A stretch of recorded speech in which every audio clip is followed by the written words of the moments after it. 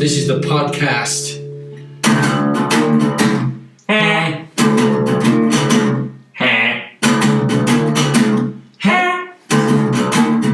The Angle Slam podcast. How is everybody? Tired? Yeah, we are. Yeah, we don't know about you guys. And we are tired. We care about our fan base, but we really don't care if you're tired or not. As you can see, we spiced it up a bit, the intro, because we're not. Add a bit of a liaison. For WrestleMania, yeah. Just a bit extra. We have a lot of matches to cover, so I have no idea what the time is. I think we'll try and get it under an hour like we always do. I think maybe we'll get through the pre-show pretty quickly. Yeah. And then we'll crack on to the main card. Because obviously it never goes to plan, because we haven't got a script. Yeah. So, we did it. So, we were meant to have someone else helping us out, but he didn't make it. Yeah. But do your things. Yeah, as usual, just like we're on YouTube, SoundCloud, Stitcher, and iTunes. And then sharing on a few other bits and bobs. It's fine, put an Angle Slam anywhere and you'll find us wherever you prefer to listen. WrestleMania 35. I don't think there's been any deaths, by the way, is there? The only one I can think of is Tori Wilson's father. Oh, yeah. Which I wasn't sure for a while if he was... Because he was on TV for a while. I wasn't sure if he was just a character playing Tori's dad, but I'm pretty sure he's actually her dad. Right, okay. Which, that's it. I was under the impression that he died the day of the Hall of Fame, which was making me think Tori's going to be a mess. It was a couple of days actually before, but it's still a horrible thing to have to go through during that kind of week. So we'll dedicate to him. Yeah, that's it. So I think we can crack on. Yeah, WrestleMania 35. Like I said, I think we need to just get through the pre-show pretty quickly. Yeah, so Cruiser, bear with us, we're tired and croaky. So, Cruiserweight title. Cruiserweight, reasonable match. Yeah, I'd say a shock outcome. Yeah, not like jaw-dropping shock, but more like, I really didn't expect him to go that way, kind of thing. So it wasn't like the most jaw-dropping Cruiserweight match I've ever seen either, but it was, it wasn't bad by any means. Just the outcome was not what we predicted. I just thought they'd keep the title on Buddy Murphy a little longer. Because he is good. Yeah, I just don't see... 205 struggles anyway, but I always thought at the minute Buddy Murphy's more of a draw to watch it than Tony Nese. Because when you've only got one championship on the show, they are pretty much carrying the show. Unless they're moving up to the main card, which I'd be fine with. Yeah, I got nothing against Tony Nese. He's a great wrestler, but I don't know. Maybe they did it again more for the shock factor. But I mean, as far as Cruiserweight matches go, it wasn't a massive standout one. No. There's some good bits in it, but nothing really jumps out at me too much. Yeah, they did that the odd crazy Cruiserweight spot, but... Yeah, like I say, nothing jaw-dropping, and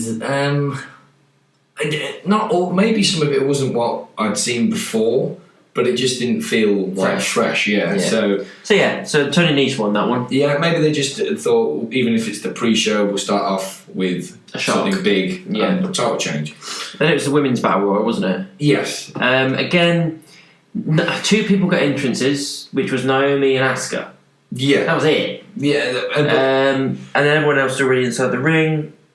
Nothing, again, really jumps out at note to me for the Battle Royals. Yeah, Battle Royals always a bit of a clusterfuck anyway. It was just down to the ending.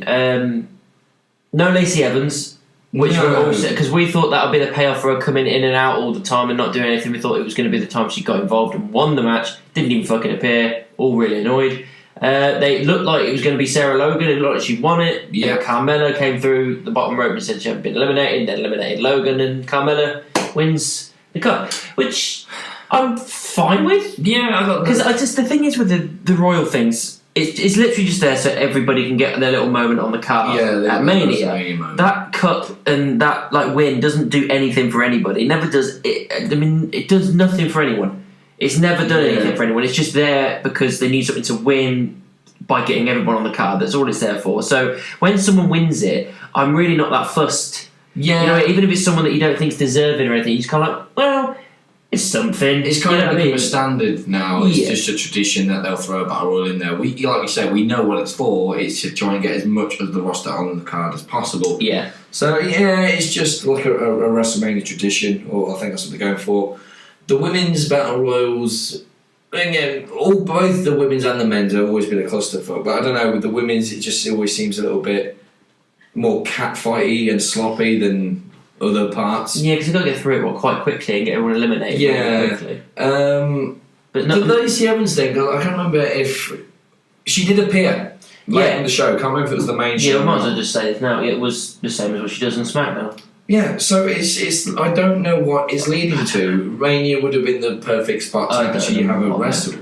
Intended on. Because we were discussing, surely it would have made more sense for it end with Asuka Lacey and Lacey eliminates Asuka. But considering Asuka was standing tall at SmackDown, it would have made sense. Yeah, it keeps them both at the title picture. Clearly making sense isn't something that Vince does very often. No, I would have actually, again, I'm not angry or upset or anything that Carmella won. No. But Sarah Logan winning, I think, would have been nice. It would have been. I even thought at some point more. Yeah, I even think like Sonya Deville having someone like her win it would have. Yeah, I mean Sonya. I can't remember who's in what now. Obviously, you have the Riot Squad. I can't remember. Liv and Sarah. Yeah, right. Liv and Sarah, and then you got Sonya and Mandy elsewhere. Yeah. But Sarah and Sonya always kind of had that similar thing to me. Of they're the powerhouses in their group. Yeah. And I don't know what I don't. Out of the two, I think Sarah needs it more than Sonya. I think Sonya. I'm not saying Sonya has. She might have more MMA background. I don't know, but she just seems to have more of that it factor than Sarah at the minute. But now they've decided to do with the double bluff and have Carmella win it, which is fair enough. Yeah, then went on to the men's. I think it was the Raw Tag Titles then. Was it? And let me just check my feed, my information. Bear with us, people. Bear with. Play with yourselves. Yeah, it was the Raw Tag Titles. Okay, Raw Tag Titles, which was thrown together at the last moment. Revival versus Kurt Hawkins and Zack Ryder. Which I thought was going to be the main card up until this point. And then it was on the pre-show. Again, it was all based around the hot tag to Kurt, and they delivered that absolutely fine. They built that, not a problem. Revival are always good, solid workers anyway.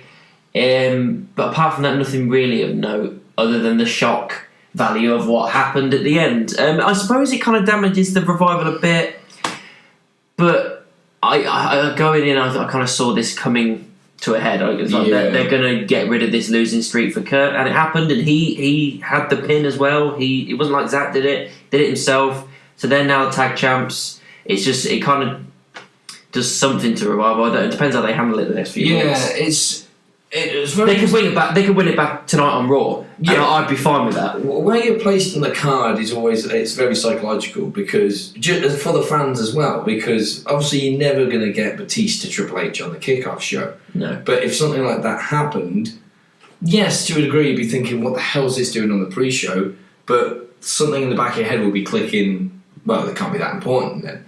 So it's the same with the Revival and Hawkins and Ryder. I believe if they were actually on the main card, the fans might have been more invested in the whole let's end Kurt's streak. Yeah, maybe, because the energy's up. Yeah, there was some energy there when it happened. Yeah, it was. And I said hot tag work, fine. Yeah, I think it just could have gone slightly better. Like, there could have been more energy for that. Yeah. That means nothing really else to say about that. No, just that Kurt's streak is over. He got the win with a roll-up. Yeah. Which is nice, and like I say, it was kind of thrown together at the last minute, this match. So it wouldn't surprise me if the Revival just said, "We want a match at WrestleMania. We don't care if we keep the belts or not. Give us something." And it is a good idea to kind of have Kurt's losing streak end at WrestleMania. So it was a nice kind of feel-good moment. Zack Ryder and Kurt Hawkins, Raw Tag Champions. It might be like a one-off. It might really help them in the tag team division. You don't know. We'll see. Then it was the men's Battle Royal. The Andre Giant. Again, nothing really. Nothing to report. Really. Nothing to report really. It all went exactly the way we thought it would go. Matt and Jeff got an entrance. Braun Strowman got an entrance. Yeah, Hardy's entrance lasted, I don't know, about 25 minutes. Yeah, it's just because they just did it where they just went pan back to the kickoff show and they're just standing around having a chat while the Hardy was going on. I was like, guys, talk later. Yeah, the fans standing there must have been thinking, okay, we get it, the Hardys are out. We don't have to listen to their music for the 20 minutes. Then Braun came out, and then obviously piece by piece everyone gets eliminated. The Saturday Night Live guys got their entrances. But they went under the ring for the entire match anyway. Certain people like EC3 were eliminated quite early, which is annoying. Yeah, Bobby Roode. Kevin Owens weren't even in it. Yeah, KO wasn't there. Luke Harper returned, by the way. Yeah. He's just there. But they had that mini stare-off with him and Braun. Yeah. And then nothing happened. Yeah, they didn't follow up. Yeah, they didn't follow up on it at all. So yeah, everyone got eliminated. Saturday Night Live guys came back out. They got their therapist involved, trying to calm Braun down. Yeah. He got his ass kicked. One of them went over the top rope and he got pushed off by Braun, and then the other one got chucked over at the end, and that was it. Braun wins the Under the Giant. Again, it's not going to do anything for him. It's not going to do anything for anybody. It went exactly the way that the majority of the fans thought it was going to go. It's just I would have liked to pull a little bit of a shock out of the bag and have someone else. Yeah. The problem with the Battle Royal at the minute is I cannot think of a winner where that victory has genuinely helped them. Cesaro, it looked promising at first, but he became Paul Heyman guy and all that, but that kind of dwindled away, or just did dwindle away. Mojo didn't help him at all. Nope. Corbin, nope. As I said, the Bella. Big Show, no. Yeah. Cesaro, not really. Well, yeah, who was the other one? Matt Hardy. Nothing. He was kind of... He's back in the thing the following year, so... Yeah, and he didn't really need it then. It was nice to see, but again, it led nowhere. So I don't think... I think for... Because I was hoping someone like Almas would win. Again, I wanted EC3. Yeah, if it was going to break the mould of helping someone. Exactly, yeah. If you want to have someone helped by it, or potentially that's what it's meant to be doing, give it to someone that needs it. Yeah, I think this was more an apology to Braun of... but sorry we've made you main event for pretty much the last 12 months. So now we ain't got it for you. Yeah, we can't. We'll just give you the victory in the Battle Royal. Yeah. Which, like they say, it's just the kind of a marquee match for WrestleMania. So that happened. On to the main card then. The opener. We kicked in with Alexa Bliss, didn't we? She'd been the host. She got Hulk Hogan out. WrestleMania stuff. She said, "Let me tell you something, brother. Yeah, you've told us a lot of times, mate. You're still racist." Yeah, we don't care about you.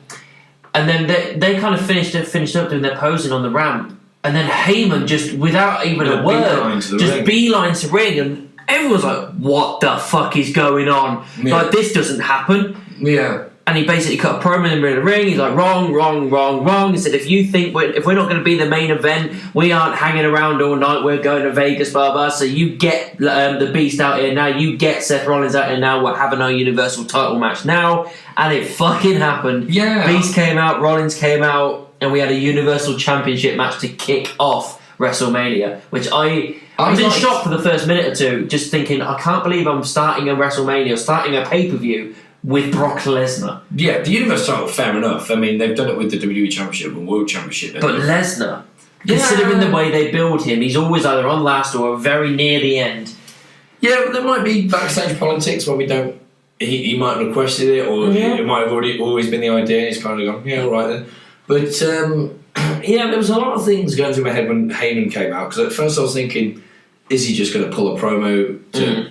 hype up the match for later tonight? Yeah. Is he going to suddenly go, here's a stipulation, blah, blah, blah. And then the way things were going, I mean, Brock did come out and then Seth followed, and then there was the attack before the bell rang. Yeah, it was a good, I think, 3-4 minutes of just absolutely annihilating Seth Rollins, throwing him over the tables, throwing him into barricades, suplexing him, just everything before the bell even rang. It was decimating him. Yeah, it was saying to me that there was that possibility of like, is he going to do something to him where it's hospital worthy? I'm doing air quotes you can't see right now.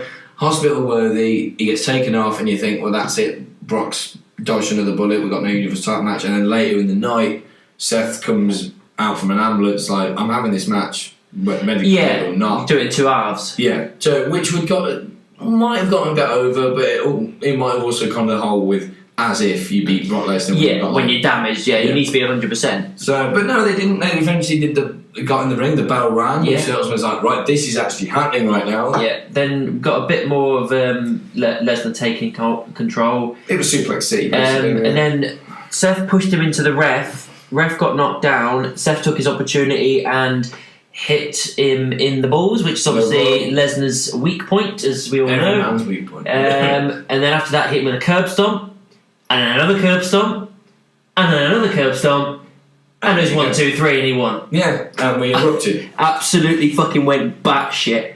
Yeah, it was good. I know it wasn't a big match, but they had a load of spots, they had a load of decimation from Lesnar, and then not a fluke win necessarily, but it was like Seth's like, right, this is my small, tiny window of opportunity. He's down from a curb stomp. If I keep going, I've got him, and he did. It's just the level of karma. Yeah, of like, the whole old school David Goliath, bullies get what they deserve kind of thing. Yeah, and then Seth like bolted up the ramp and swung his belt on the top, which I loved. And as a fan, I loved it, and it was a great idea because if you want to get the ball rolling, and it's fresh, it was different. It did, like I said, none of us expected it. Yeah, you want to create that energy in the arena straight away. You do something like that. Yeah. What made me feel a little bit sorry for Seth is the Royal Rumble winner. It's you win, and not only the opportunity to face a world champion at WrestleMania, but the main event.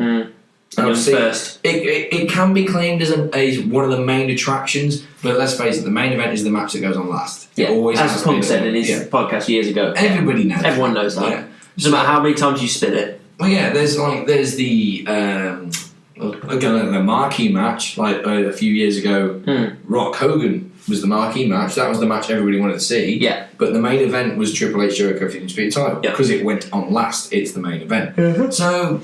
Yeah, I'm glad Seth won. I liked as well when they panned back to Lesnar in the ring, and you could just see him mouth. You can see him mouthing. It's like, I'm gonna fucking kill you. Yeah, they actually quickly panned away. Yeah, he panned away. So now we saw it. I'm gonna fucking kill you. It's like, yeah, but it was good. Yeah, I mean, quickly I mentioned as well the stage, the way they set up everything. It was basic as hell. But don't get me wrong, it was impressive to see a screen that size because it was absolutely monstrous. But that's all it was, a big fucking screen. There was nothing else about it. Yeah, plenty of pyro this time still, but that's about it. To be honest, we'll talk about it more later, but even Triple H's entrance, who obviously he always has the big old entrances, wasn't like the biggest spectacle. Yeah. They didn't really go all out for the entrances this year, but anyway. Yeah. So then it was AJ versus Orton. Yes, AJ Orton, and not bad. I think it was. I would say it was a headline match on a good Raw or something like that, or a good SmackDown. I think it was basic pay-per-view worthy. Yeah, I enjoyed it. I think they did what they needed to do. I think Randy was working really well in this match with a few suplexes, a little bit more aggressive.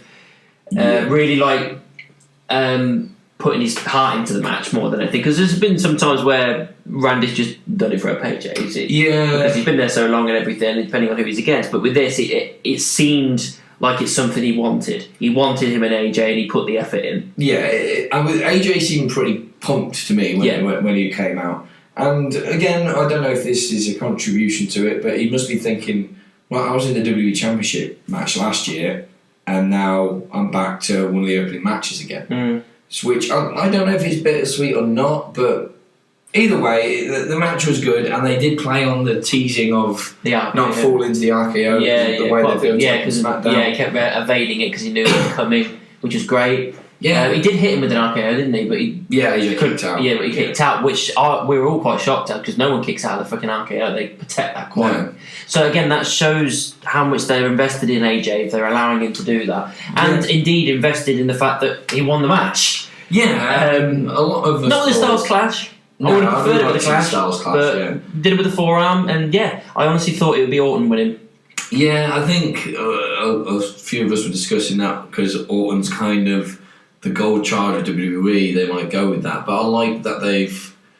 Maybe it's the fact that we kind of know that Orton hasn't got a long. It's at the second half of his career now. He's coming close, not close to the twilight, but it's beginning. Yeah, it'll be like another 5 years or so. So maybe they're investing more in the whole. Yeah, the whole storyline was the house that AJ signed. AJ signed the contract for 5 years, so yeah, maybe it's a nice thing to say. Well, here's a congratulatory win for sticking around. It's kind of maybe the passing of the torch in a way. Yeah, like when Orton goes, AJ will be there to fill in.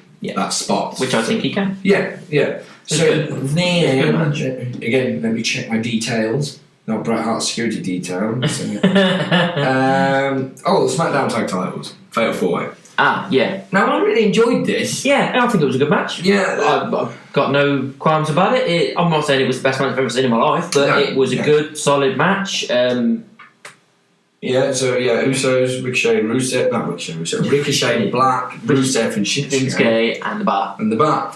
Again, you've got a great collection of people who know what they're athletes. Yeah, the Usos. I don't know if they carried the match as such, but they obviously made themselves look like champions. The energy was there for them. Yeah. I think the main thing that stood out for me was the continuous Cesaro swing while Sheamus is just doing his hand chops on the apron to all the other wrestlers while he's swinging Ricochet in the ring, and we lost count. Yeah, I couldn't remember how many he swung. It could have been in the 30s. I don't know. It probably went on for just under a minute. But the thing with when he started doing Ricochet, I was like, Ricochet's crazy anyway. He can probably take the swing, and he's a light kind of dude.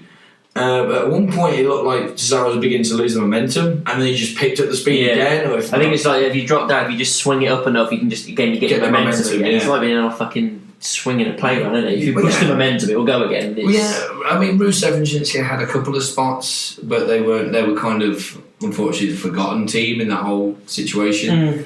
I think everyone hit their finishes all in like a big... Yeah, they did like the super kicks, Kinshasa, the Black Mass, all in one go, and that was a nice, good, decent spot. I like it when they do that kind of stuff. Yeah. And it looked like Sheamus was the last standing until a couple of super kicks by the Usos and the double splash. And you still got your SmackDown Tag Team Champions. Yes, which means that means they're staying. The rumours of them going to AEW doesn't seem like it's happening. No. I would have been fine with Ricochet and Black if that's what they're doing, keeping them as a tag team, but now that they've lost this match, split them up. Yeah. Turn Black heel on Ricochet, or just split them up and put them in separate feuds, I don't know. But you can, if you're not going to put the titles on them or put them in a proper tag feud, then... Yeah, split them up straight away. It was a weird match in the sense of there was no clear favourite from the beginning. But at the same time, I would have liked it to be teased more that Ricochet and Black could actually do this, to give that WrestleMania, the crowd, that whole energy of like these two on their WrestleMania debut might do this. Yeah. But no, they seem to just ignore the whole we've come from NXT and we're brand new to this. They were just more bodies. Yeah, and just go, it's a match. Impressive bodies, but just bodies. That's on a big game. There you go. Impressive bodies. Impressive bodies. So yeah, but we're doing a review about sweaty men jumping on each other. So yeah, I can't really get more gay than that. Then it was the Falls Count Anywhere match, Shane and The Miz. This is one of my favourite matches. And not necessarily a wrestling match, but an entertainment piece. Yeah, it was meant just to be entertaining from start to finish. The story was told. That's the great thing about this feud. I think I said this in the last thing when Shane turned heel on him. I said the whole match was a great told story, and the same thing was this again. They did the perfect story of the angry face, pissed off, and then you've got the heel being a dick and just he's getting his comeuppance. It was great. Yeah, it's when they tried to reignite the Dean Seth rivalry last year. One of the problems I had I can't remember what pay-per-view it was, but when they had their match, the build-up was all this hate and betrayal, and when the bell rang, they just kind of had a wrestling match, which was okay. But I agree. But the story was about a fight. Yeah, and they should have tore each other apart. That's what Miz and Shane did. Shane was getting very smug. Yeah. He tried to do the flying elbow to the contact table. Miz's dad stopped and tried to get involved. Then Miz dad got in the ring. Fist up. He got his ass kicked by Shane, and then just out of nowhere, Miz is just on Shane and fucking rounding out. Yeah, rage mode. Just gone mental on him. Which again, I love the ferocity of this face Miz is the best face Miz we've had. The last one was crap. It was too smiley, but with this, it's anger and frustration, but all the while just being a badass. Yeah, and then it's standing up for his family. Then it kind of spilled out into the ring, and it went up to the. It spilled out from the ring into the crowd. Went all the way up to the other commentators, the languages commentator table. It went all the way up there. I think they were near some kind of concessions drop. Yeah, thing. He threw him over the top, and it hit the golf cart and then slid off. He just bounced off. That was That was a bad landing. Then they went up on the scaffolding where some of the cameras were and everything. Every single time I saw a little something high, I was like, "Is it that jump? He's jumping off? Is it which bit is he?" Yeah, it felt very Attitude Era, which I liked. Yeah, because they seem to kind of shy away from like backstage wrestling or that kind of hardcore Falls Count Anywhere type of stuff. But with this, it's like, well, you made it Falls Count Anywhere. You know, we weren't wrong to a degree when we thought, well, if they made it false count anywhere, Shane's jumping off something. Kind of right. Yeah, in a way. He flew off something, and it was Miz that did it. They had him on top, they're beating the shit into him, and then he just, Shane was just saying, I'm sorry, and then Miz was like, you're sorry, yeah. you don't know, you're not sorry. He just grabbed him, suplexed him off, and that was awesome. Shane landed on Miz though. Yeah, and got the pin. Yeah, so Shane won, but only just because his hand was draped over Miz's chest. That is the only way, just the landing. It wasn't like he crawled over. They landed like that, and that was the pin. There's that kind of misplaced sense of justice though. Yeah, so Miz might have lost, but Shane got his ass kicked. Yeah, because Shane, they've embraced both their heel and face personas now. Well as well. Both of them are doing their job right. Yeah, Shane just being this Karen, I'm sorry, and Miz just now being in focus, like, don't fuck with me mode, is working. And then, let's say with the end, you had the big spot with the superplex at the end, but the outcome not only makes you hate Shane more because you're like, I can't believe he got away with it, kind of thing, but it makes you sympathise for Miz more, so it helps their heel and face characters evolve, so to speak. So I think it was the right call. Yeah, it was a good call. It wasn't it wasn't like the greatest match in the world, but it wasn't meant to be a great wrestling match. No, it's a story told, it's a brawl, it was just a lot of fun. Was it women's tag? Women's tag team. Yeah, so Sasha and Bayley versus Nia and Tamina versus the Iconics versus Beth and Natalia. Bret Hart came out with those guys in the intro. That was nice. Trying to think of anything else. The Bayley Buddies didn't work. The what? The Bayley Buddies didn't work. Oh, no. Half of them were up and the other half were pissed. Well, you have to let sometimes it is what it is. Those things go. But it was one of them where no one, again, really gave a shit about Tamina and Nia. No. I don't think even the people in the match gave a shit. Well, I think I've already said it to you, didn't I? Like, even at the start where she was kind of shouting at them, Tamina was shouting at them, trying to get to them before the bell rang, and Nia was pulling her off. Like, they're trying to build some kind of aggressive character. I was like, I don't care. It's like she's shit. They kind of dropped the ball with. They could have opened with like pure, have the whole. As soon as the bell rings, women just go all over the place fighting someone. But then, as it goes on, quite early on, if Tamina and Nia start using their power to dominate, so just like throw the Iconics around with Bayley, Sasha. When it gets to Beth, who was known as a powerhouse in her day, it's that kind of okay, this is going to be interesting because you got. Tamina's. Everyone knows Tamina sucks, so it'd be more to do with the Nia Beth confrontation, I think. But they didn't really touch on the fact that this is one of Beth's first matches in years, and it's a bit of a shame. She did alright. She did fine, but you want to be. There seemed to be no hype of that whole. Oh my god, I can't believe the glamour's on his back. It's just like she's in the match, and everyone was just kind of alright. Yeah. So what? She had her little spots there, moments, and what she did do, I liked. I think they did like. She didn't do a bad powerbomb suplex thing. There was like 5 or 6 of them. The like glam slam thing. I think so. Yeah.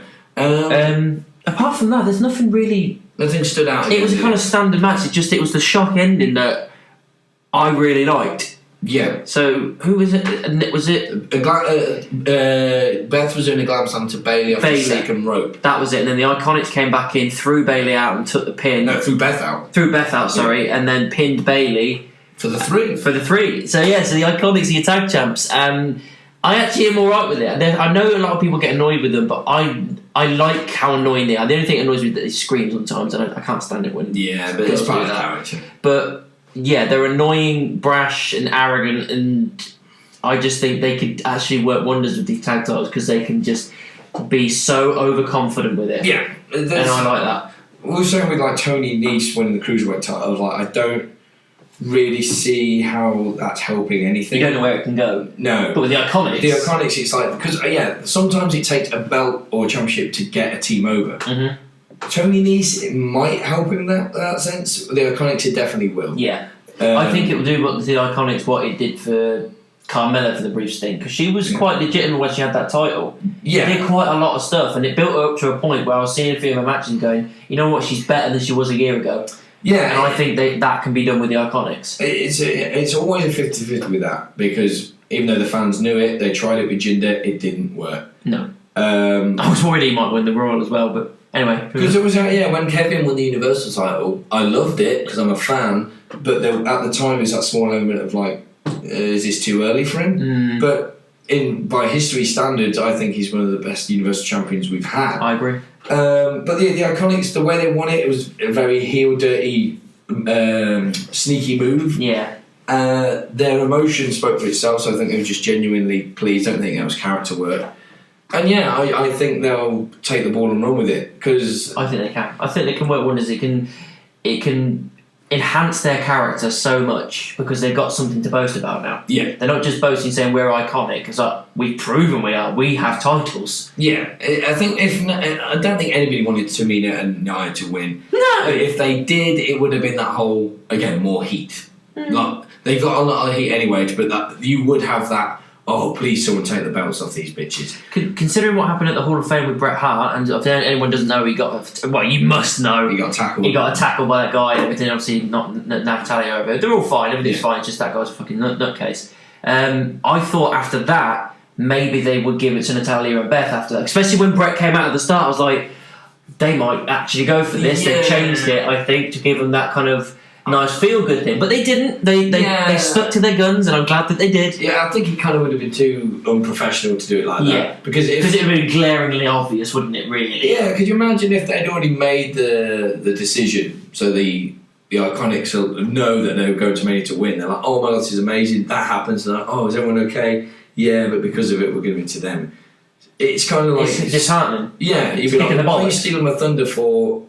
Something else. Some chancer. Yeah. This wouldn't have happened if this guy hadn't done that. You're making a stupid fan affect the decision in the wrong way kind of thing. Sorry, flies around. But the only other team I didn't really believe were going to do it Natty and Beth because I figured Beth's was a one-time thing. Yeah. So, yeah. But it was an okay match. It was an okay match, but with a fun, shocking ending. Yeah. Then it was the WWE Championship. Yeah, this was on earlier than I would have wanted it. We'll get into later where I think it should have been placed on the card, given hindsight. I'll talk about that later. But we got this next. It was pretty much smack bang in the middle of the night, I would say. Yeah, it was. And for me, this is match of the night. Yeah. I thought that the story was perfect, the wrestling was great, everybody did their job to the best of their ability, and they gave us everything that we ever wanted. Yeah, the more I think about it, it probably was match of the night. I mean, I did say at one point I really enjoyed the Fatal 4-Way tag. But again, there was so much more emotion and investment in this. The storyline even was just nice and simple and it worked. That's it. I think without the storyline, I don't think we... It would just be another match. Yeah, but they built it so much that Kofi's well overdue something like this. Yeah. And they played on it a lot. I admit it was that kind of thing where, for people listening, we did this like mini bet thing where we were trying to guess the winners of each match, and I actually thought they might go with the shock factor of Daniel's going to walk out with the championship. Yeah, well, I put down Daniel as well, but the reason I put that down is because I kept thinking maybe the New Day are going to turn on Kofi. Yeah, especially when they came out with that box as well. At the start, I was like, "What's in the box?" Yeah, you know what I mean. So straight away, my mind's going, "Maybe they will. Maybe they'll do it." Some kind of weird. They've got to eventually. You know what I mean? Yeah, and then they, I think the New Day did get involved to take Rowan out. In my head, I just thought, Brian's reign, I think, could go on a little bit longer. But as much as I would have been happy if Brian won, because I'd get another point in our little bet. In my heart, I wanted Kofi. Oh yeah, we all wanted that. Of course we did, because we got invested in it. If we got given something we never knew we really wanted. We knew that someone like Kofi was overdue it, but we never thought they'd actually get put in this position because Vince is the way he is. Yeah. But the fact that he actually listened for a change, and yes, it was an off chance because Ali got injured, but it was fate. Yeah, I think as Ali put it on his Twitter, he said, "I am not bitter about the fact that he took my place. It's fate, it's destiny, this is what was meant to happen." And it was, and the storyline was much more investing because we've known Kofi for a long time and it made sense.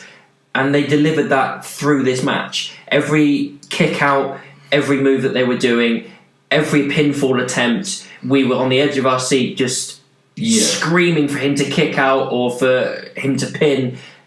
And we were invested, we were behind Kofi, we're standing there with him. Kofi just proved that he to people that he belongs there. He belongs in the main event, absolutely. He's got tremendous talent. Or even better yet, because some main eventers can go down to when they're not in the world title picture. Yeah, because you can't be all the time. No, but some main eventers seem to struggle in that position of not sour grapes, not what am I doing down here? I should be the thing. It's just they're not putting their heart and soul into it. Yeah, or just their persona or whatever they the way they're wrestling just doesn't seem to fit. Kofi's proved he can go anywhere on the card. Yeah, because any time that he was randomly thrown into a match, which he has been a few times, plenty of Money in the Bank stuff and Chambers, and whenever he's in the Rumble, we're always interested because we want to see what he does. Anytime he's chucked into that stuff, I go, I'm instantly a little bit more interested because Kofi's in there because he's just a lot of fun. That is his phone. It's one of them where I think I'm 75% sure everything's going to be okay, but I think now he's probably all settled down and Kofi's now realised, right, I'm WWE champion. It's sink or swim time. Yeah. And I think I'm 75% sure he'll be okay if he starts putting on. I think he can do keeps doing matches of that caliber and stuff. And as long as the WWE keep creating storylines that are just as good as that, it'd be great. And obviously, spoiler alert. As we know, he won. Yeah, which was an amazing moment because he kicked out the knee, didn't he? He did. And that shows investment in Kofi for them because not many people, again, they're starting to get that knee protected like they do the RKO. It doesn't get kicked out of very often. So when he did kick out of it, I was in shock. And then for the Trouble in Paradise that he hit, it was one of the best Trouble in Paradises he ever hit and got that pin. The place just erupted. I think they just, again, nitpicking again, the slight thing would have been different to kind of make Daniel not seem. He didn't look like a bitch in the match at all. He still looked great, but to make him more as a dominant champion, would have maybe had Daniel kick out of Trouble in Paradise. He kicked out of one, didn't he? I can't remember if he did or not. I swear he kicked out. I would have had an SOS. Or an SOS. There might have been an SOS. But I would have had one of each. Trouble in Paradise kicks out, SOS kicks out, and then the second Trouble in Paradise would have ended it. Yeah. Just that whole, is Kofi ever going to do this? So you are literally come on kind of thing. But, we were like that. Yeah. But, I just thought we could have been more. But I'm not upset at all with what happened. No.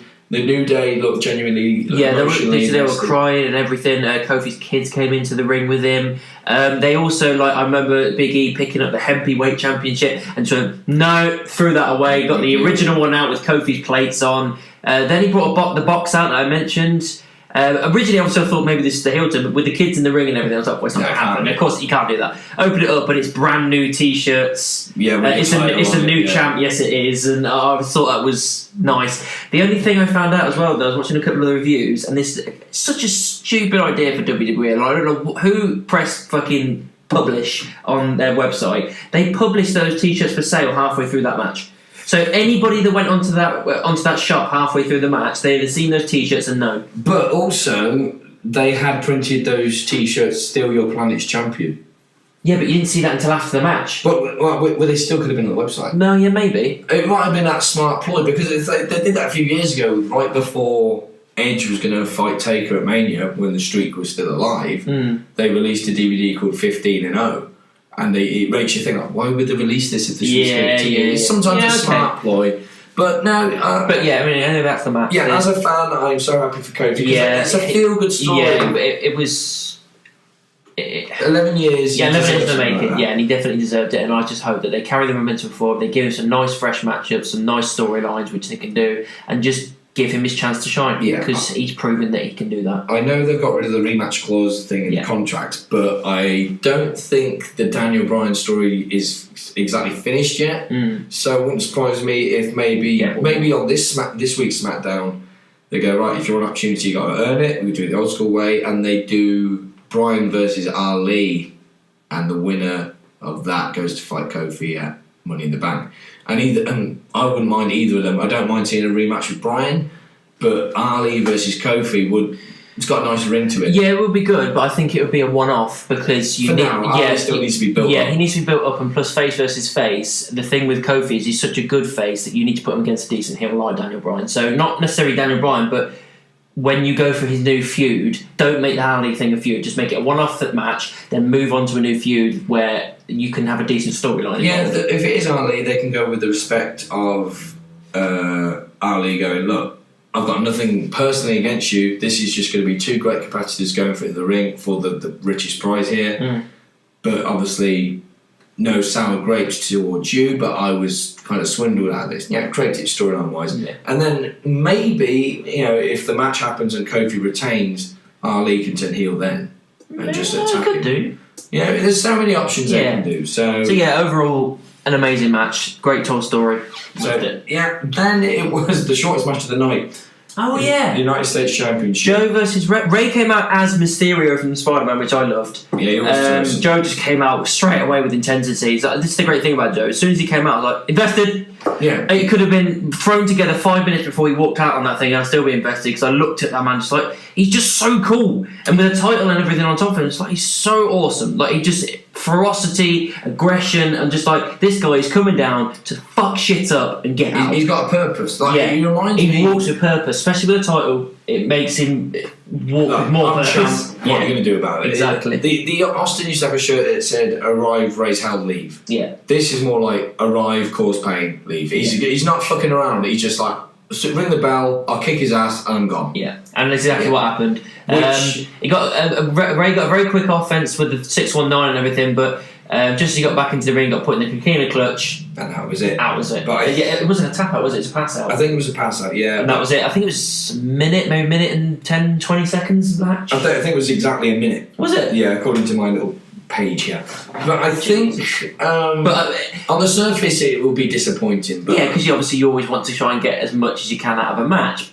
But backstage politics and stuff. Yeah, you got time constraints, I know. Well, it's not the politics, it was Ray's injury, I think. Yeah, Ray's injury potentially. We don't know whether that was real or not, but it seems like it might be. So they want to get rid of it quickly. But overall, it doesn't really damage anyone because if he is injured, and it's Ray anyway, it doesn't matter if he loses, he's an underdog, he always has been. He's there to put people over. Yeah, let's put people over now. And it makes Joe dominant. He's got a superstar that is highly regarded, and he's tapped him out in less than a minute. Yeah. It makes him big, and I think that, again, it brings legitimacy to the title as well. He's there to keep that title on him and make it a big deal. So by having that, make him a powerhouse like that, where he can do that stuff so quickly, it's good. I think Joe would definitely see it in that way, but I'm guessing there's got to be a level of frustration because for whatever reason, after his main roster debut, I think he was left off the first two Manias. Yeah, so one of them was 34. One of them was injured. Yeah, one at 33, one at 34. This is his first Mania. And it was a quick one. Yeah, and there's got to be that kind of thing of like, right, I want my debut to be a bit better than that. Because but maybe they will. Maybe this time next year he'll be in the WWE title picture. Maybe this year he'll be in the Universal title picture. We don't know. But hopefully he's going, or at least in the Intercontinental or something like that. But by this time next year he gets a full proper match at Mania and again goes over strong. I think this is the thing. I don't think I genuinely believe this, but when the fans were struggling to get behind Roman Reigns, it was one of them. A big part of it was, we know who's pushing you here. You're some corporate idea that wasn't our idea. We're the fans. We'll let you know who we want to cheer. And maybe I might be nitpicking, I might be wrong, but sometimes I get that element of from Reigns of like, also you're here for the money, not in the sense of it doesn't give a shit about the wrestling or the fans. It's just the money. I'm not saying that. I think it's more he's in WWE because they are the biggest company. They have the most money. I don't really see him wrestling anywhere else. Yeah, I can't. I think he'd sink quite quickly if he was anywhere else. Yeah, because he's not a bad wrestler, but he's not a top tier wrestler. Yeah, it's just that the reason he's so high is because Vince has put him there. Yeah, he'd be on the mid card if anyone else had any sense. Yeah, I'm not saying about Reigns that I'm not saying he's not trying, and I'm not saying he's not a hard worker. No, not at all. You can't take anything away from him. But he's always gave me that impression like he will come out every night to steal the show. Yeah, I mean, even with his promo work, I don't know whether it's off the cuff like Ambrose used to do or Punk used to do, or whether he's got it scripted, but I feel invested in every fucking syllable he's saying. He makes everything real. Yeah, he's looking down the barrel of the camera with fucking bloodshot eyes and intensity, like he literally wants to rip their fucking lungs out. And I love his promo work. I just love it. It's just that genius thing of like whether he's talking to AJ or whatever and stuff. He uses the energy that he's putting out there during his promo or his match, whatever, to almost have the fans feed off it in the whole I'm being a dick to him, but I want you to feel that how much of an arsehole I'm being. Yeah.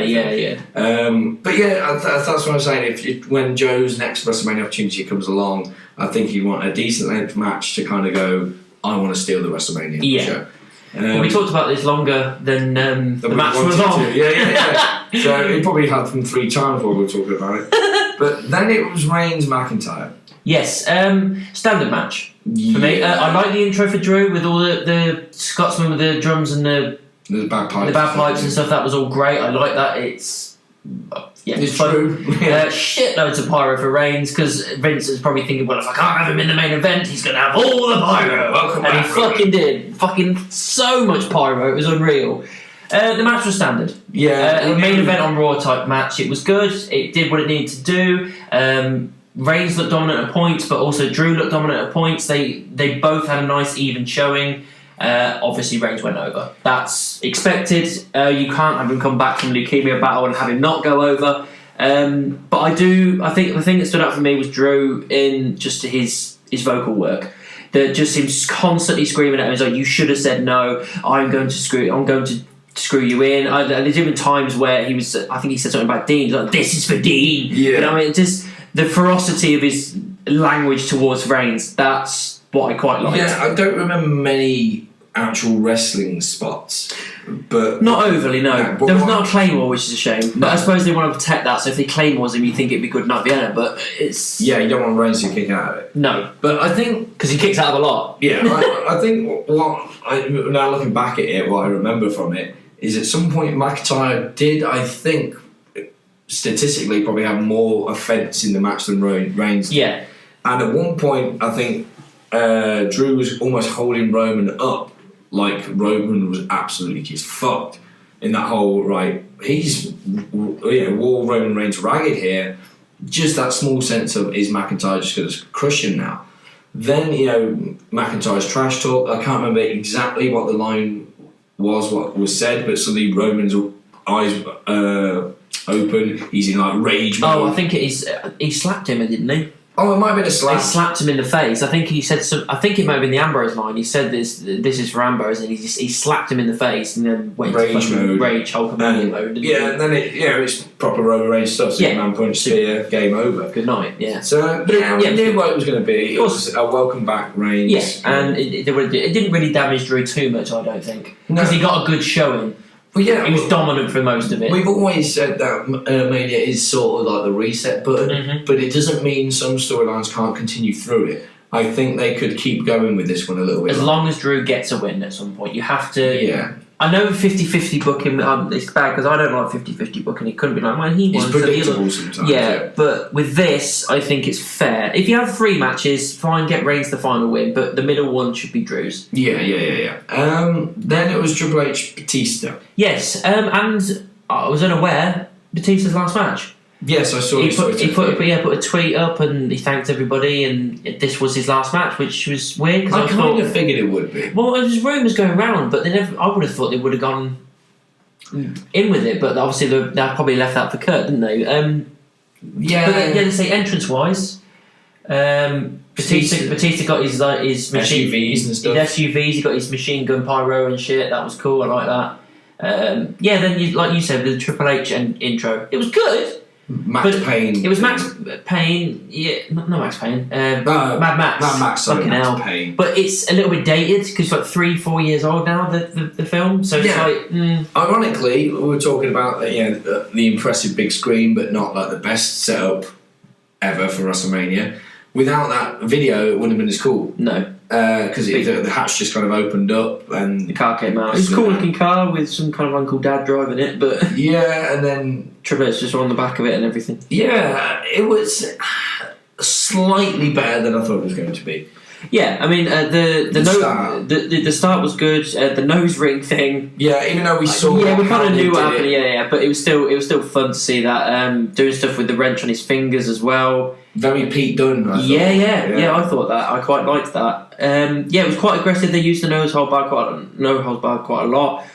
Still steps, tables. Triple H. Not tables. Sorry, the announcement table. But Triple H hitting a running spear was not something you usually get out of Triple H's playbook. Yeah. Oh, yeah, I remember Batista tripping going through the rope. Oh, beautiful. I was like, I can't take him seriously now, but then by pure luck, he went around the ring again and went back in and did it gingerly and kind of smirked. It's like, okay, he's redeemed himself. Yeah, he's played around with it, fine, but that was fucking hilarious. It wasn't like... What I liked about it, they weren't pulling punches. They wasn't like, we're two old guys that I've got to be careful now. They kind of figured... I mean, the storyline was that Triple H's career was on the line as well. Yeah, which... No one really ever thought this was going to be it. We knew Triple H was going to win, which obviously he did. Because, that was the only downside to this feud. Because as soon as Batista appeared on... Was it Raw, wasn't it? With the whole Rick thing. I was invested like that. Yeah. I was like, oh my God. I was like, this is a great way to end Raw. And the build-up was reasonable. It's stock promos, but Triple H always delivers reasonable promos anyway. And I was invested in the match, but the only thing that put me down was the fact that he said, I'll put my career on the line. It's like, well, you've given us a foregone conclusion because you're not going to give that to Batista. You're going to give it to someone that you're going to put over in the future. Yeah, if you're going to retire and Batista's going to leave, what's the point? What's the point? Yeah. So, Rick got involved, I think a couple of sledgehammers. Oh yeah, he gave him the sledgehammer, didn't he? Yeah, there was a couple of good spots. It just... I don't know. I don't know what I was expecting. I could have gone for another 3 minutes. Yeah, and that's probably nitpicking, but an extra 3 minutes is a lot of time when you're doing that kind of stuff. You could have a look at a couple more bits and bobs in there. This doesn't surprise me, but once again, Triple H had the longest match on the card. He always gives himself the longest time, or he doesn't. Vince does, or whoever's in charge. But I don't know, because the spots they did light each other up. I mean, that first chain swing. Oh, when he was at the start, I forgot about that. I mean, whipping him with the chains. Yeah, he didn't. I remember our friend Amy was just cowering, going, I don't like this. And it was, he proper whipped him with it. It looked really fucking painful. Yeah, it wasn't. I think we've established that Kofi Bryan's our match of the night. But I'd put that maybe the top 3, top 5. Of the night, it's in the top 5, yeah. Yeah, I'd say so. I think it was. It does what it says on the tin. Yeah, it was slightly more what I expected, so I did enjoy it that little bit more. Triple H finally beat Batista. Ric Flair celebrated with him, sort of. It was more like just carrying each other up the ramp. That's pretty much it. Batista announced his retirement on Twitter today, which doesn't really surprise me because he's always been quite vocal that if he was going to have one last match, it would be against Triple H at Mania. It just I would have liked a last run rather than the last match, but he's Hollywood now. It was fun. I enjoyed it. I don't know if this is exactly where this happened in the show, but because I've only got results on my little page here. The Elias segment. Oh, that was... I think it might have been after this, actually. Yeah. It's around here, isn't it? Or just before, just after. Yeah, and I really enjoyed it. It was great. Absolutely amazing. He rigged up the screens of him playing drums and playing piano, and then he was in the ring with the acoustic guitar. Playing with himself, yeah. So, and he timed it perfectly because he was like talking to himself on the screens, and just when he's saying take a bow and they did it and everything, it was great. Yeah. The whole segment was hilarious, and then to have what happened afterwards, I don't think any of us had a clue this would ever happen. It was a great moment. I don't know whether it's just going to be a moment or whether it's something going forward. We all think it's probably a moment, isn't it? I like that thing of confusion. Yeah, I like that because they started with like the baseball match kind of thing popped up on the screen to interrupt him, and we're all sitting there going black and white. What is the black and white footage? And then they said it was Chicago playing the baseball, and we were like, it's not. I never really believed. No. But then I was doing it. I was like, it's not. No. And as time was going on, I was like, no. Well, it's going on too much. Because the rumor was Taker. But it's like that split second. As soon as you hear Chicago, that split thing goes in your brain. I didn't hear them say Chicago. Oh yeah, I heard it. But because Taker was the rumor, I was like, well, looking at this footage, it doesn't make sense for his character. Even if it's American Badass, it doesn't make sense. It still wouldn't have made sense. Yeah, and then let's say after that, you just kind of like, well, what the fuck is this? Suddenly, Thugonomics. You're like, whoa! I didn't register straight away. No. Like, the Thugonomics came out and I went, See ya! Oh my! I just didn't compute straight away, and just to have him coming out in old school thugonomics and the word life and the rap was brilliant. The rap. It was edgy John Cena. I think the first line was him saying you're about to witness John Cena turning heel, and we were just like, and then he just fucking owned Elias. Sexual innuendos, like playing with yourself, the nuts and everything. You got a hairy bush, and that shit. kind of stuff.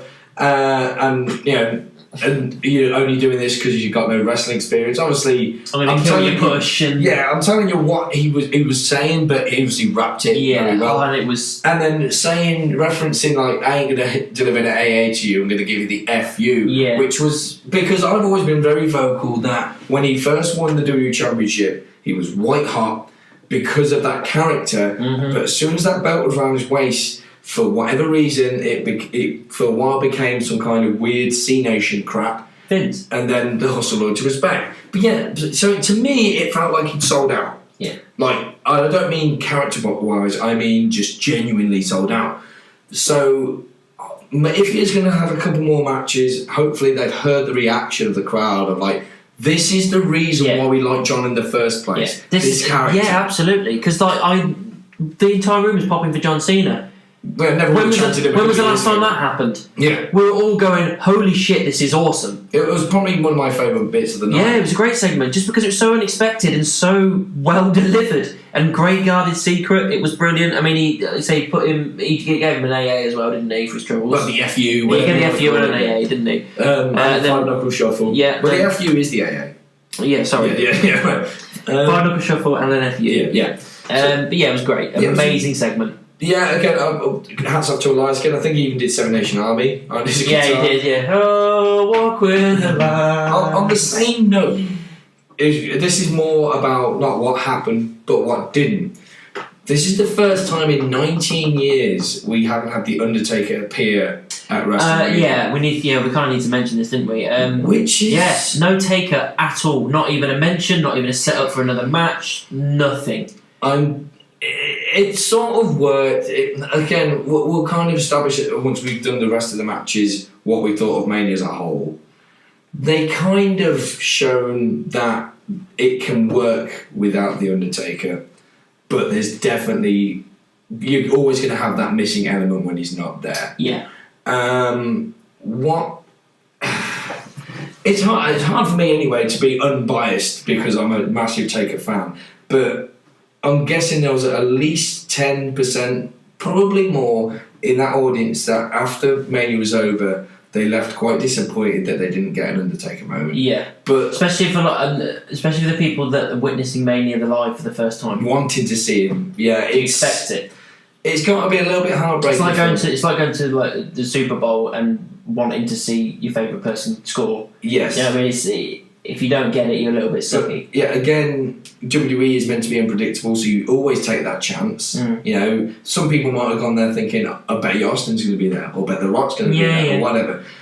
But, on the flip side, people have to realise, Taker's now 54. He can't be there all the time. Which is fine, but as I think, I said to you earlier today, if you don't think you can do it anymore, don't do it. Have your retirement match, and I mean a proper retirement match where we all know you're done. Everybody will be at peace. And then call it a day. Yeah. We'll be at peace. We won't be sitting there expecting you and thinking what they're going to do next or how much longer can he go on. We know what's going on. This would have been a lot different if the streak was intact. Because, with the... we won't go into what we think of the streak ending or whatnot, but with the streak, if the streak had remained alive, you'd always be expecting The Undertaker, whether how old he is or not, and that's not fair on him. Because he's been working almost 3 decades for this business. So I'm not angry. I'm just slightly disappointed as a fan. We've got nothing. But as a human being, we understand it. As a fan of the character, obviously disappointed because I love the intrigue and the pyrotechnics and the mystique, the whole theatre of it. Yeah, as a fan of the man and knowing how the business works and that he's not genuinely immortal. He's an old man now that's had so many injuries. Yeah. I'm going to let it slide. Yeah. But again, WrestleMania, it just had that missing element, but kind of shown that they can survive without it. Yeah, because it wasn't... Well, we'll get into it later. Yeah, It wasn't, like I said, we'll get through the matches. We'll get to it, yeah. So what was next? I think it would have been... Let's see what... That was Kurt Baron. Oh, right. Well, this was probably one of the biggest disappointments of the night, wasn't it, really? It was built to be disappointed. Yeah, it was. It was built from the start to be disappointed, and the reason we thought that maybe they'll switch it was because of how disappointing the announcement was that this was happening, and we're like, why would you pick Baron Corbin out of everybody else to pick? It would have made sense for it to be Cena more than anybody.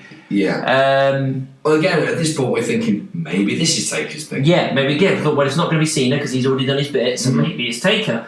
No, nothing. No one came out. It was literally Baron Corbin versus Kurt Angle, and Baron Corbin won.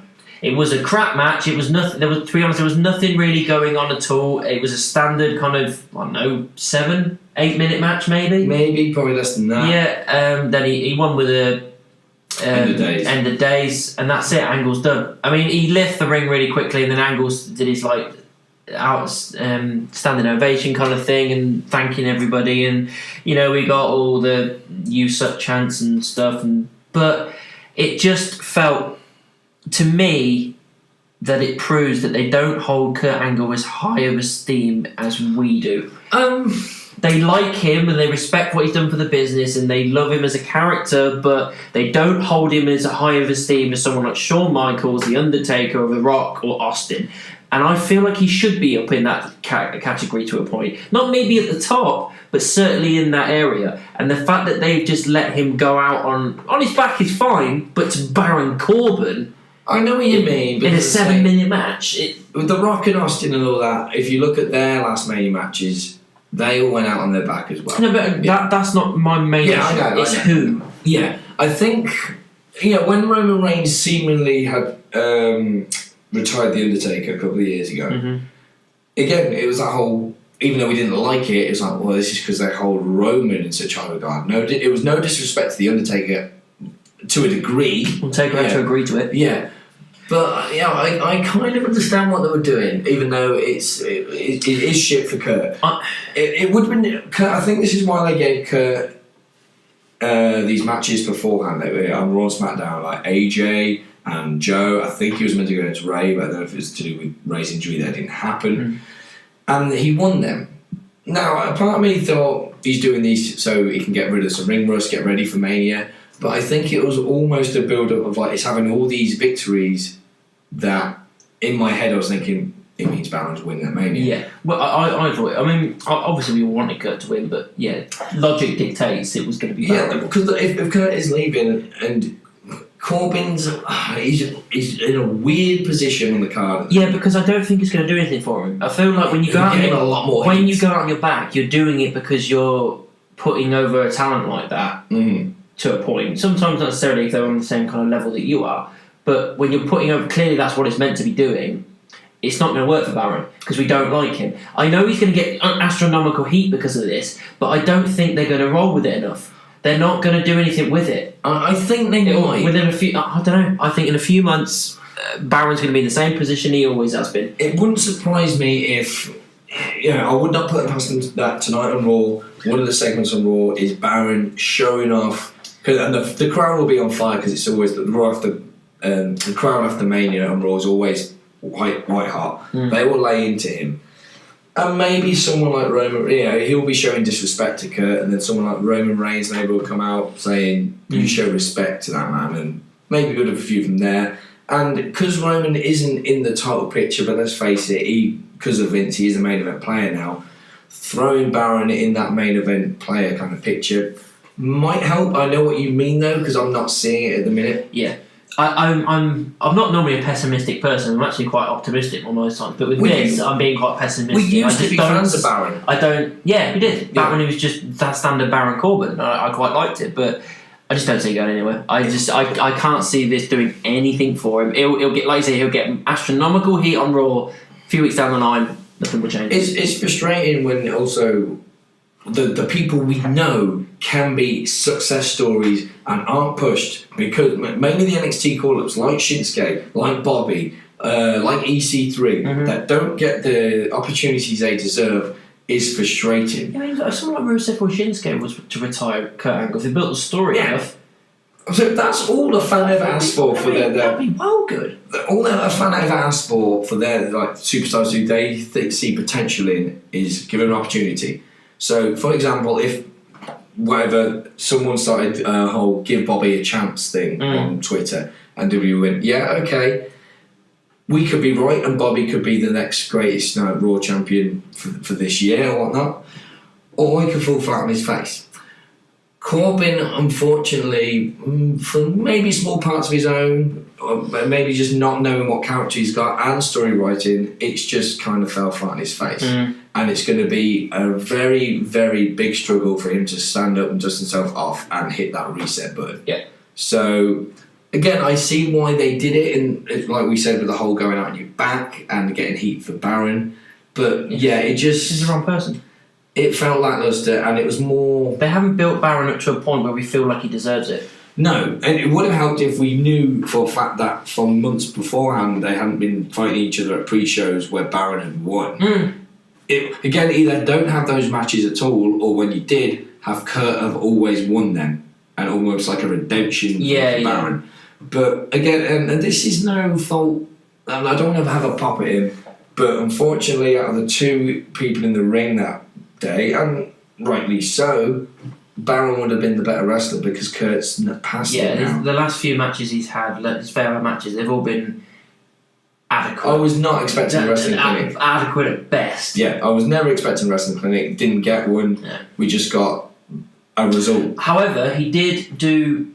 German suplexes? The moonsault. Yeah, that was at the end of the match. That went fine. Just obviously there was no one home. Yeah, but that was end of days and that's it. Yeah, but the moonsault was fluent. He's always been great at that. That was fine. But so I can't take that away from him. Yeah, it is that whole can't remember how old you actually are kind of thing. But yeah, so it's just overall disappointment really. Yeah. Just disheartening. Yeah, again, if they roll with it, we'll see. Great, but we'll see. I'm not on that much. But yeah, I would not be surprised if they do a kind of Kurt's actually going to be here tonight, do a proper farewell speech, and if they want to give him proper respect, I do something similar to what they did with Ric Flair a few years ago, of have the locker room come out and show their appreciation for him, because he was one of the greatest wrestlers that ever got in the ring. He deserves some appreciation. Then it was Finn versus Bobby, wasn't it? Demon Finn, yes. Don't get me wrong, it was great finally seeing the Demon at WrestleMania, because we'd never seen that before. Great entrance, absolutely loved it. One thing I did like as well is that Bobby had contacts in, which made him, and he with no smiling, just made him look more ferocious, more threatening. Yeah, some kind of monster. I quite like that. Yeah, if you can roll forward with that, keep your contacts in all the time, don't speak ever, no, not even once, and just be angry all the time, I will start to get invested in Bobby, because at the minute I don't give a shit. The entrance for Finn was awesome, but the match itself was just bog standard. Yeah, nothing amazing really happened. If Lashley is going to talk, it's got to be very short sentences, couple of words, kind of thing. Like the answer to the question is yes or no. How early Ryback was, but I don't know. Apart from the odd couple of times where Leo looked genuinely afraid of the Demon, as soon as the bell rang, it just kind of became another standard Finn Balor Bobby Lashley match. Yeah, and it wasn't very long. No, a couple of minutes, and Finn's could have grabbed good night. Yeah, which again I like the result. He got the result because he deserves that title more than Bobby does, because we actually like Finn. Because Bobby's just boring as shit. But again, going forward, what he had last night, there's more potential. But yeah, for me, and I think for a lot of people, it was the piss break match, because there was a reason they put it where they put it just before the main event. I never saw it as a piss break match, but purely because I wanted to see the Demon's entrance. Yeah, I saw the Demon's entrance. After that, it was a piss break match. Yeah. I think they knew that was the case, because they put it specifically in that spot. Right before the main event, yeah. So yeah, there's not really anything else to say about it, is there? No. There isn't.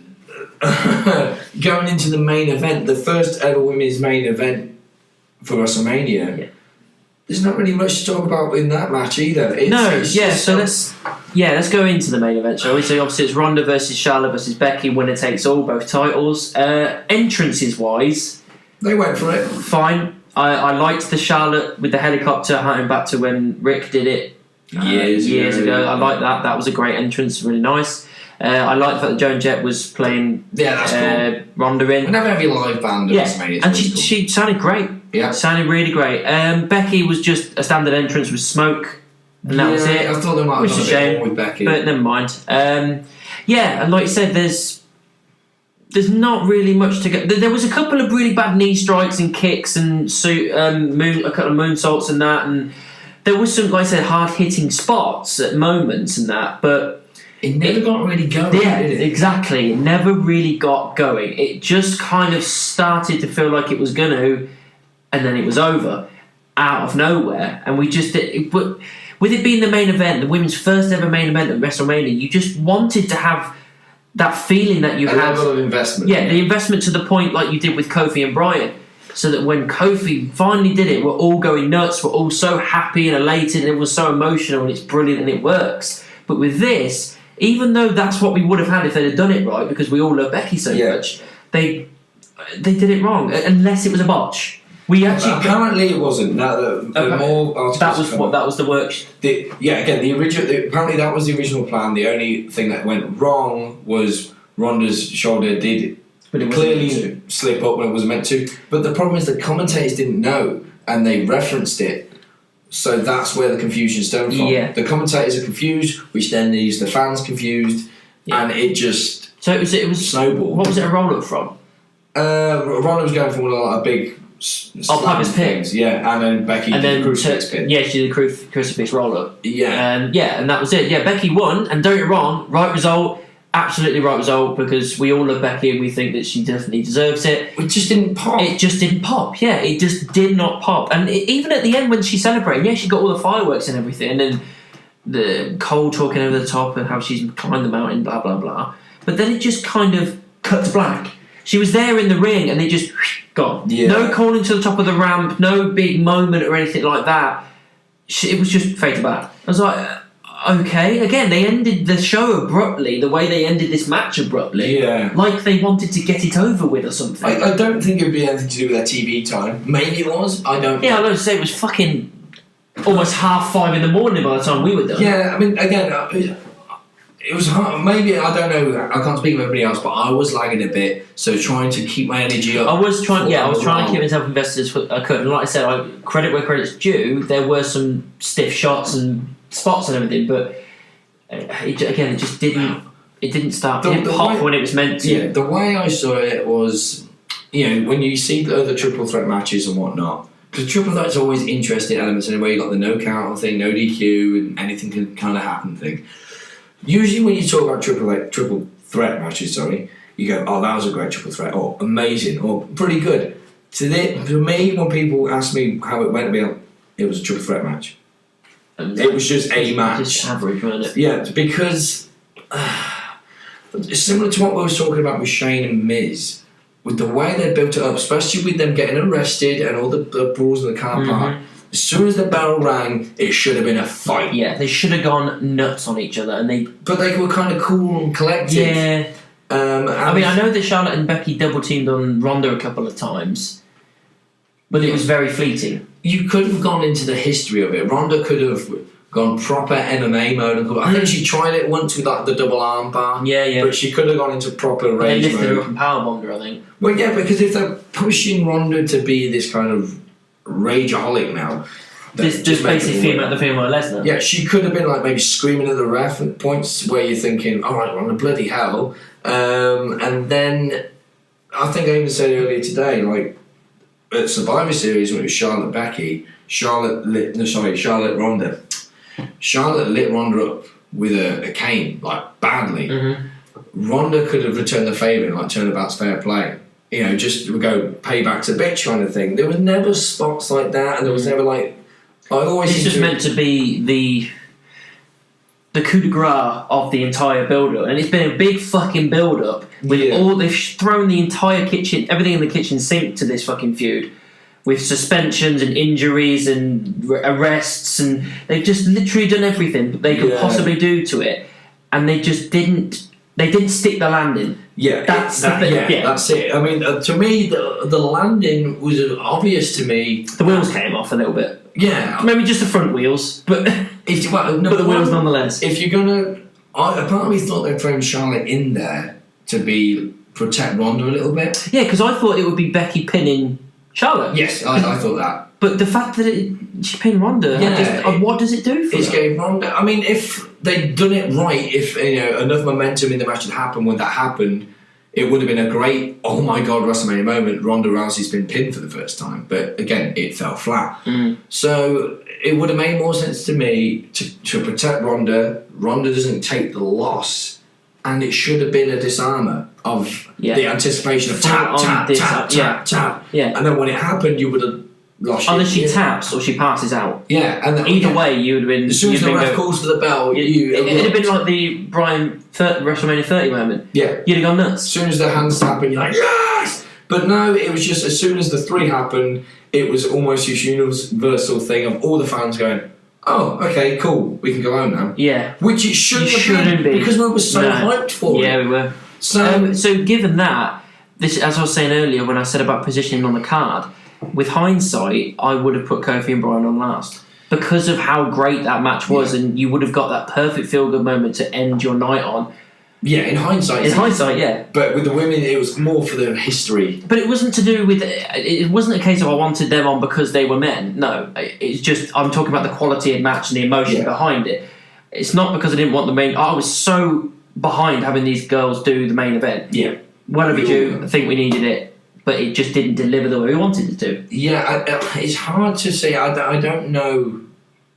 We do have an extensive knowledge of what happens backstage, but we don't know all of it. So I don't know if this match was planned out by the competitors or writers or a Vince thing or whatever. So it's hard to say if WWE almost dropped the ball on it or if Charlotte, Becky and Ronda did. Yeah. Because maybe they didn't drop the ball, but it was definitely fumbled. There was some miscommunication, I think. Yeah. Between like writers and Vince and the wrestlers and everything, and just I think everybody's ideas all got together, and it didn't pan out the way that they probably wanted it to. Or maybe it panned out perfectly for them, but for us it just didn't. I don't know, but something was amiss. So yeah, it'll be interesting because obviously we'll probably have to wait about a year. They always do a WWE 24 on the WrestleManias, but they always are about 10 months afterwards. Yeah. I'm pretty sure the rumours were Vince wasn't a big fan of this women's main event Mania thing, but Triple H and a lot of other people pushed it. It'll be interesting to see if when the match did end, did Vince go, "See, told you it'd be shit, go to black, just go to black," and get all pissed off and stuff, which makes him sexist. Yeah, maybe, but 20% of unless he sabotaged it on purpose. I don't think he would. Do you not think he would? Not to prove a point? Not for his baby. When his baby's wrestling. Doesn't make a difference. It's WWE. It's going to carry on regardless. Yeah. If he can prove a point, so that way he gets his way next time. Maybe, but he always should get his way. He's the boss. He doesn't have to pull shit like that to get it, even if it is the wrong decision. And if it was any other boss, I'd say I agree with you. But because it's Vince, he's just so unpredictable as a person, and because he's so fucking old now, he goes on he changes things on a whim. Our subject to change has been a theme for the last 3 months. It's that kind of thing where, for example, the big four, not the pay-per-views, Metallica, Slayer, Megadeth, and Anthrax. Yeah.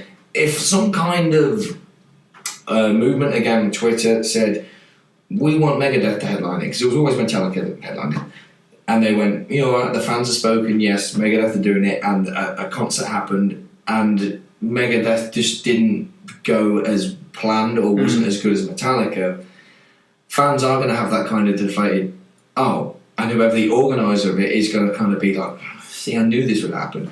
So I get, if that is what happened, I could understand maybe 20% of Vince kind of going, look, I told you this was kind of, I knew they weren't ready, or kind of thing. Now, I think they were ready, but like we just discussed, I think miscommunication and just little things just didn't go to plan. Yeah, it didn't stick the land. But when it's the biggest match event of the year and the main event, you've got to... Yeah, you do have to take chances. Yeah. And Vince was probably looking at it like, we took the chance and it failed and oh fuck. So I do feel kind of bad for them, or maybe might give it a bit more.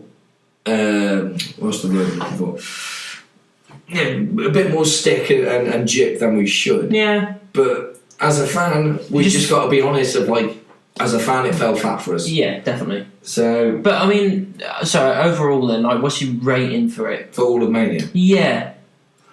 Because it's a difficult one to call this because a lot of it was great, but there was a few missteps there as well. It wasn't a perfect show, but there was times where I was thoroughly entertained, and then there was other times where I was just going, "What is going on?" I think I'm going to give it a 7.5, and I'll say this because usually with Mania, what I want to get from it is either great quality matches, great, and if the matches aren't great moments that like whether it be interference or whatever, or great story twists. And the only thing I really got from this Mania was some of the right victors, and big bold letters. Some, like we're talking about Corbin and whatnot. But yeah, there was a few elements, like moments wise, like say Cena. The only match that really stood out for us as quality wise, like I said, was Kofi Daniel. In my opinion, the Fatal 4-Way a close second. But everything else seemed very just either standard pay-per-view match or standard Raw and SmackDown kind of match. It didn't feel like a proper WrestleMania. And I mean, I'm not saying 34 and 33 were perfect. 34 definitely had its flaws, but in hindsight, I'm pretty sure I enjoyed 34 or 33 more than I enjoyed this year's. Okay. So I mean, I'm in the same boat as you with points. I was thinking between 7 and 7.5. Yeah. But yeah, I'll probably go for 7.5 as well because I did enjoy myself. Overall, I was entertained. It just, like I said, there was certain bits that just didn't go to plan, or certain things that were just doomed from the start. I think the half point is mainly because this isn't really. This is kind of half a complaint, half a compliment. I didn't enjoy the length of it. 6 hours or 8 hours. This is the problem with Vince again. He thinks more is more, and it's not. But also, obviously, with more time, you get more matches, so you can fit more reasons to put more points into. But you get tired. But I'm also going to give that 0.5 to the fact that it was WrestleMania. It's the biggest show of the year. Of course, it's good. You want it to be good, but yeah, it just wasn't by any means the greatest WrestleMania for me. No, it wasn't perfect. No, 33 was I really enjoyed. 34, maybe not so much. That's 2 hours. It seems to be slowly declining. And we don't want that. No, so it's more like a concerned 7.5. It's slowly declining as Vince descends into madness year upon year. As long as he declines and descends into his grave at some point. Once he's gone, then it will skyrocket when Triple H is in charge. Definitely. Absolutely. Side note, TakeOver. Awesome. As usual. Absolutely awesome. Yeah. So, taking a leaf in. Yeah. So, He doesn't watch it. So that's WrestleMania 35. That's what we thought of it. The usual, like, subscribe and all that kind of stuff. We are thinking, basically we were discussing it last night, as we said, we put bets on between the 6 of us, and we've decided we're going to kind of start doing these kind of our own league and predictions and everything. We're mainly sticking to ourselves, but we thought we might do like predictions video and everything, and then we'll do the results on the podcast if we ever win. And the idea is we're going to get ourselves like a customised title. The Boobat again, because we've got a little personal joke where we've got a thing called Boobat. So we're going to call it the Boobat Heavyweight Championship. And we're going to do that predictions, and that whoever wins, then we'll announce it on the podcast, and that, and we'll do like a predictions video and that. We're hoping to get it all sorted so we can kick in with it at the next pay-per-view, which is Money in the Bank, because we just need to get the money together. It's not too much. We're just going to need to get it together, get it designed and whatnot. So hopefully by Money in the Bank we'll have that set up. If not, we'll do it on the following pay-per-view. But it's just something to add a little bit of extra spice, a little bit of fun, and it makes us more invested in the pay-per-view. That's probably another reason why I put the 0.5 in there, because we invested ourselves in it with these little... Yeah, absolutely. And we just think it's just more content to put up there, and hopefully if you enjoy it, then it's something else for you to enjoy. Do we want to tell them why some of these podcasts might be late? Oh yeah, and one last thing as well. Obviously, with the live ones, when we go and see them live, which is normally the big four, we get it done the next day. Hence today. But with every other one, obviously because we're in England, we have to watch it the following day, which means we normally get our podcast up on the Tuesday. From going forward, we're going to be a day late with it, so it'll be up on the Wednesday for those ones, because Josh here, along with his brother, they're going to start some wrestling training. They're going to like Birmingham every Tuesday evening to start giving that a go. I can hear you laughing down there. I can hear our friends laughing. Yeah, can hear the internet exploding. But yeah, they're going to give it a try, and why not? So that just means that we're going to be a day late with certain ones. Not all of them, but certain ones. It's probably likely we'll be back to normal by August. So yeah, we'll see how it goes. You got investment in yourself, ain't you? Yeah, well, like I say, hats off to trying. I can't deny it. I couldn't say I'd do it because I'm fat and old and broken. But well, I'm not exactly muscular myself, but we'll see what happens. Yeah. We'll see what happens. So yeah, as I said, like, subscribe. We're back in a month, which is Money in the Bank, I think, isn't it? Hopefully we'll have the title with on us by then. Predictions were going up, and yeah, good show overall, and we'll see you in a month. Yeah, thanks for listening. Bye. Yeah.